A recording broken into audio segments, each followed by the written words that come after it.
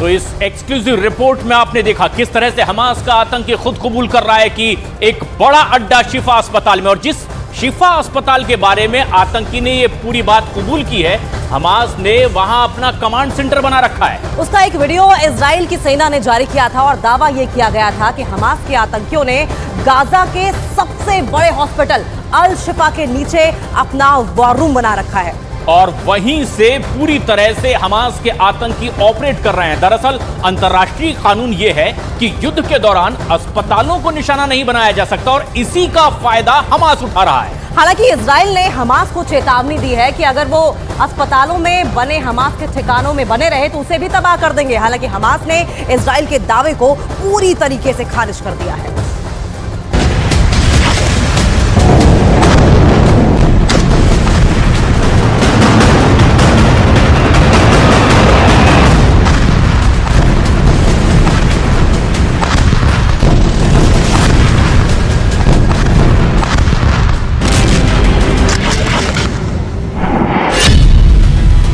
Gaza का सबसे बड़ा अस्पताल बना हमास का हेडक्वार्टर।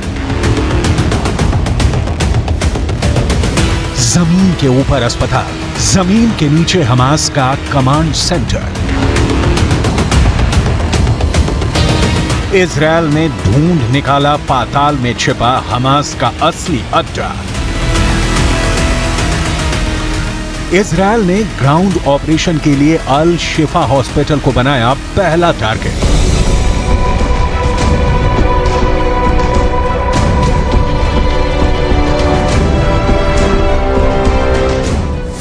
गाजा के अल शिफा हॉस्पिटल में इन दिनों करीब 40,000 लोगों की भीड़ जमा है।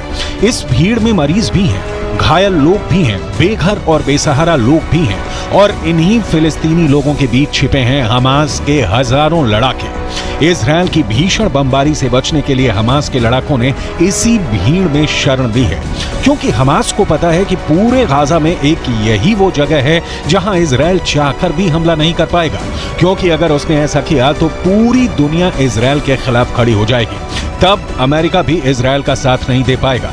इसीलिए हमास चाहता है कि इजरायल अल शिफा अस्पताल पर बम बरसाए और 40,000 बेगुनाहों की मौत का जिम्मेदार इजरायल को ठहराया जाए। लेकिन इजरायल ने पूरी दुनिया के सामने हमास के इस साजिश को बेनकाब कर दिया है।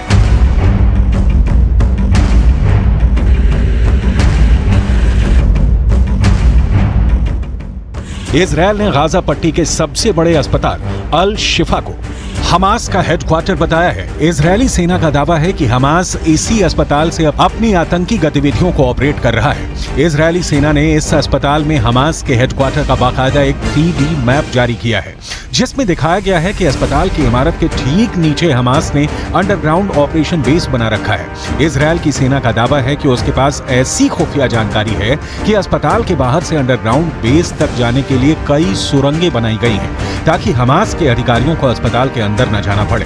दावा यह भी है कि अस्पताल के एक वार्ड से अंडरग्राउंड जाने का रास्ता भी बनाया गया है। इसके सबूत के तौर पर इजरायल ने कुछ ऑडियो और वीडियो भी जारी किए हैं और बताया है कि आतंकी अभी तक एक अस्पताल से दूसरे अस्पताल आसानी से जाते देखे गए हैं।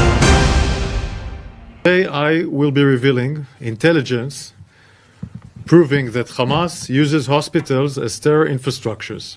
I repeat that Hamas uses hospitals as terror infrastructures.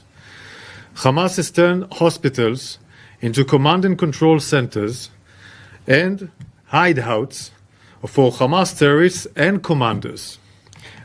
This is an illustration of Shifa Hospital and the underground facilities. I want to repeat, this is only an illustration.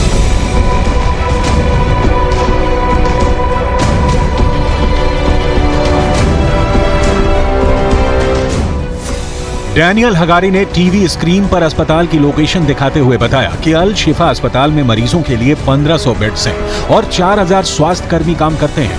Israel ने अल शिफा अस्पताल के पूरे कैंपस में Hamas के control और इस्तेमाल वाली इमारतों को चिन्हित कर लिया है। पूरी दुनिया को इसके बारे में साफ साफ बता दिया है। The red buildings, as I mentioned, are buildings that Hamas is using, meaning he does his command and control in different departments of the hospital, like the Röntgen room and others.